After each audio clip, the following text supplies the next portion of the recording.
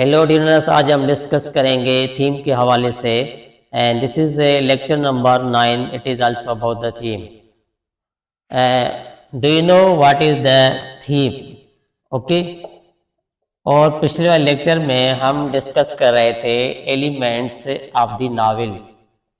Today's element number is also the 5 element out of the 6, and that the topic is today's lecture is theme. What is the theme? Theme is the most important underlying idea thought of the writer that expresses universal touch is called the theme. Theme होता है, this is not, it means this is not a common idea. Theme common idea नहीं होता है एक के किसी भी novelist dramatist writer का, ये यूनिवर्सल मैसेज होता है टू द रीडर की तरफ, ठीक है ना, उसको हम थीम कहते हैं. And there are some features about the theme. Theme के हवाले से कुछ इसकी फीचर्स हैं, करेक्टरिस्टिक्स हैं. उनमें सबसे पहली करेक्टरिस्टिक्स ये है, it expresses the author's philosophy of life. जो ऑथर की पूरी लाइफ फिलॉसफी है उसको ये एक्सप्रेस करता है. This is also the indicated through और रिफ्लेक्टेड थ्रू द थीम. ये थीम से ही पता चल जाता है. और authors influence is understood through the themes. किसी भी नावल के अंदर या ड्रामा के अंदर जो भी ऑथर्स के क्या कहते हैं इन्फ्लुएंस है, वो सारा थीम के जरिए पता चल जाता है. And these are the main 2 features about the theme. And how theme is developed. हम थीम को कैसे डेवलप करते हैं? Theme is developed through various, also we can say the ways, through actions, through characters, through dialogue, through allusions or references, by referring to other works. किसी भी another person का किसी का रेफरेंस देके हम थीम को डिस्क्राइब करते हैं. किसी एक्शन को डिस्क्राइब करके, किसी कैरेक्टर्स को, किसी डायलॉग को, ये सारा थीम का जो पता चल जाता है. There are the some ways. यही तरीके हैं, यही रास्ते हैं जिनके जरिए हम थीम को पता क्या कहते हैं डेवलप करते हैं. ठीक है. So theme it means theme is the most important message to the reader by the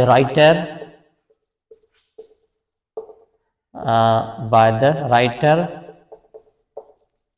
okay, and reflects or represents, we can say represents universal message.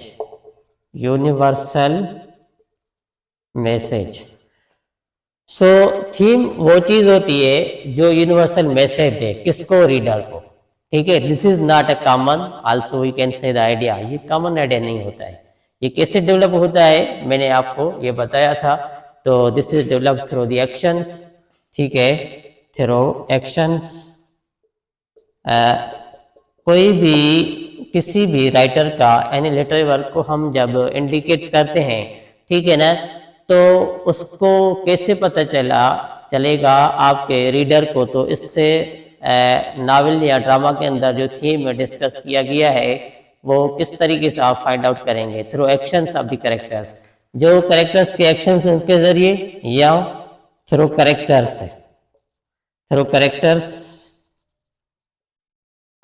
Symbols.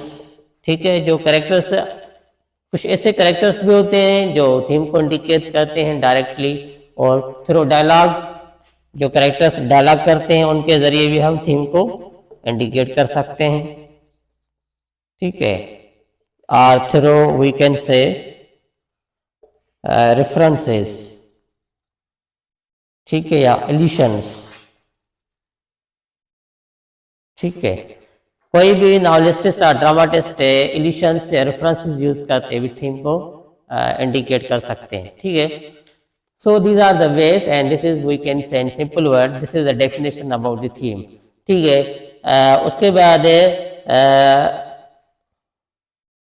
बाद हम एग्जाम्पल देंगे, एग्जाम्पल्स ऑन द थीम. ठीक है. जैसे कि all men see it, this is also we can say the novel, and man is not made for the defeat, and man can be destroyed but not defeated. ये this is the theme we can say simple words in all men see. ये always man सी का novel का ये theme है। तो इंसान को नहीं बनाया गया शिकस्त के लिए, लेकिन उसको तबाह कर सकते हैं, लेकिन उसको डिफीट नहीं कर सकते हैं। इसमें एक करेक्टर है तो सेंटियागो, वो अपनी लाइफ के अंदर वो जो नेचुरल डिजास्टर्स आते हैं उसकी लाइफ में उसको फेसेस करता रहता है, चैलेंजेस करता रहता है, ठीक है। तो इसकी सारी चैलेंजेस उसको तबाह कर जाती हैं, लेकिन वो शिकस्त नहीं बनता है, तो मैं हार गया हूँ, ठीक है। तो इनकी वजह से ये कहा जाता है man is not made for defeat but man can be destroyed, ठीक है। This is man major theme of the old man sea, ठीक है। And it means it also gives you the theme of the courage, theme of the optimism, ठीक है ना। ये भी theme जैसे ऑल मैन सी के अंदर है, ठीक है। ये किस के जरिए पता चलता है? This is also, it is also indicated through the we can say the characters and the actions, character of the Santiago and the actions of the Santiago, वो सारे एक्शन और उसके कैरेक्टर्स को देख के हम उसको थीम को फाइंड आउट करते हैं।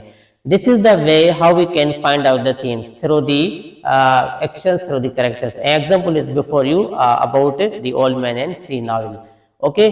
And second we can say the example about the we can take from the drama. Just as we can say Dr. Faustus drama is a Marlowe's drama, okay, and their theme is also pride, greed, power, desire leads to tragedy, ठीक है। उसके doctor Faustus हर इल्म सीखता है, ठीक है। वो black magic भी सीखता है और नॉलेज ब्रांच साइंस भी सीखता है, सारे इल्म को ही सीखता है। उसके माइंड के अंदर एक प्राइड महसूस होता है, ठीक है ना। उसमें ग्रीड आती है, डिजायर्स होते हैं, ठीक है। पावर्स, वो ब्लैक मैजिक के जरिए पावर समझता है अपने अंदर, ठीक है ना। लेकिन ये सारी क्वालिटीज उसको ट्रेजेडी बना जाती है, ठीक है ना। तो इसका मतलब ये है मार्लो डॉक्टर फास्टस जो ड्रामा है, तो these are the things pride, greed, power, desire and that leads to the tragedy. Final इसकी जो सारे ये प्राइड, ग्रीड, पावर ये सारे चेंज होता है ट्रेजेडी के अंदर, ठीक है ना। This is man also the theme. So with through the themes we can also understand the Marlowe's dramas, okay।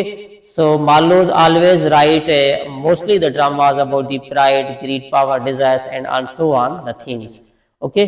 तो थीम के जरिए पता चल जाता है तो जो भी ड्रामाटिस्ट है या नॉवलिस्ट होते हैं तो ये किस चीज से इन्फ्लुएंस है, ठीक है ना। So when we see the themes about Marlowe, Dr. Faustus, and these are the indicated through the we can say the dialogue से, ठीक है ना। ये डायलॉग से जरिए पता चल जाता है, ठीक है। उसकी नॉलेज के जरिए पता चल जाता है। ये themes are indicated through this way, ठीक है। Themes are most universal. I said the theme is the most important, give the universal message. How it is universal message? तो ऑल मैन सी के जरिए ये पता चल जाता है तो इंसान को शिकस्त नहीं मिल जाती है जब उसके अंदर करेज होती है, ऑप्टिमिज्म माइंड रखता है। उसको तबाह किया जा सकता है लेकिन उसको शिकस्त नहीं दी सकता है, ठीक है ना। This is universal message to all. If any person is facing the challenges he can be the destroyed but he cannot be defeated if his will is also strong। अगर उसकी जो विल है ना, उसकी करेज वो स्ट्रांग है तो उसको कोई भी शिकस्त नहीं दे सकता। इसको तबाह कर सकता है लेकिन उसको शिकस्त नहीं दे सकता है, ठीक है ना। If his will also the desire are the strong, okay. So this is the message from, this is the theme from the is indicated reflected from Old Man and Sea। तो दूसरा थीम्स पे जो Malus के अंदर है वो भी universal है। अगर इंसान तकब्बुर के अंदर है, लालच के अंदर है, ताकत में उसका नाज है, डिजायर्स वो रखता चलता रहता है, ठीक है ना। ये सारी जो भी है ना इसको तबाह करेगी। तकब्बुर भी इंसान को तबाह करता है, लालच भी तबाह करती है, अपने ताकत पे नाज करना भी ये तबाह करता है। This is the theme. So this theme is not only the idea, most common idea, it is also universal. किसी भी तकब्बुर इंसान, लालची इंसान और जो अपने ताकत पे फख्र करता है वो तो तबाही हो जाता है, उसकी लाइफ तो ट्रेजेडी बन जाती है, ठीक है ना। सो ये सारी पूरी कायनात में मैसेज है through the Doctor Marlowe Faustus. So theme is a universal message to the reader, ठीक है ना। इसलिए कहा जाता है तो थीम को यूनिवर्सल मैसेज है, ठीक है।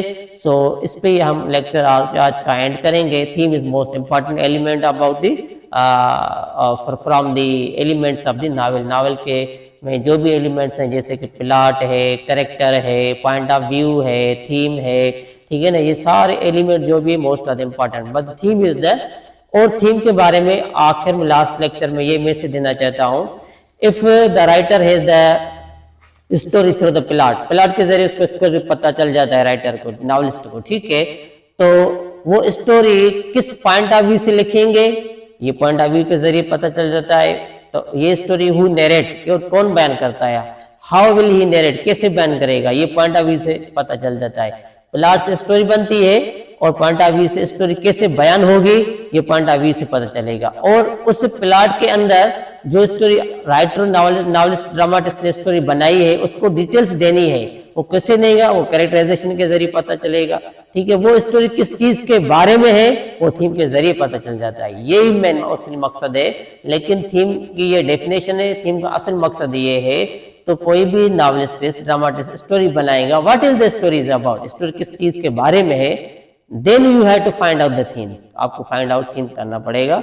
ये थीम्स फाइंड आउट है, ठीक है, इस नावल के जरिए, ठीक है, जैसे कि ऑल मैन सीन के अंदर जो करेज है, ऑप्टिमिज्म, ये थीम्स हैं, ठीक है, और डॉक्टर फास्टर से pride, grid and power, desires, ये थीम्स फाइंड आउट हैं। तो इनके जरिए पता चलता है the story is about all these things. Today's lecture is also the end, and the next lecture would be about the setting.